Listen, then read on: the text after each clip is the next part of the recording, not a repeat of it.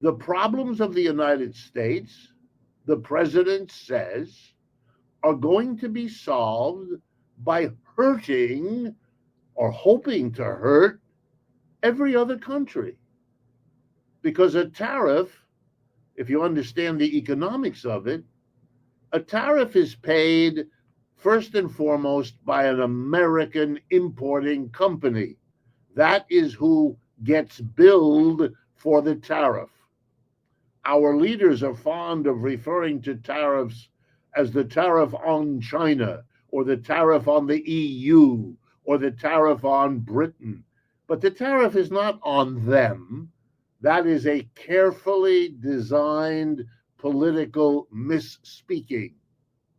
The tariff is paid by an American importing corporation. Now, of course, that corporation will do everything in its power to handle the tariff cost the way it handles every other cost that arises, by either passing it on to the final consumer in a higher price, which would then mean inflation in the United States, or going back to the country from which the imports come and begging them to lower their prices and to thereby help the importing company make that tariff payment that Uncle Sam requires. In other words, squeeze the American consumer or squeeze the rest of the world in order to help the United States. That's what this program is.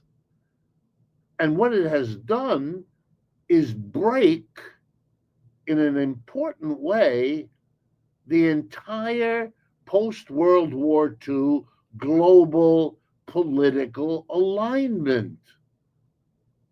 It is now well known that some of the worst hurt by all this are our closest allies.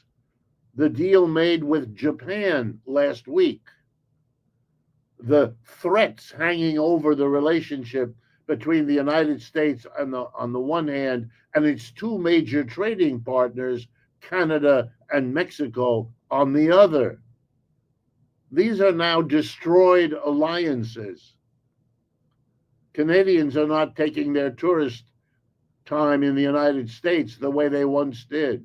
The damage to them, the damage to the American tourism industry, incalculable and growing as I speak to you.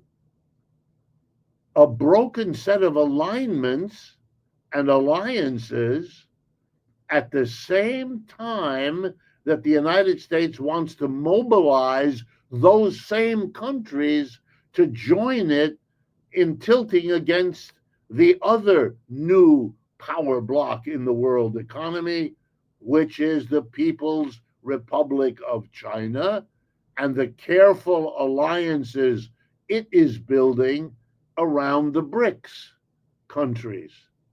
This is a self-contradictory program. Those alliances are being strained to the breaking point. They're not being strengthened. It's the opposite that's happening to them. That's why the EU is having meetings with the Chinese.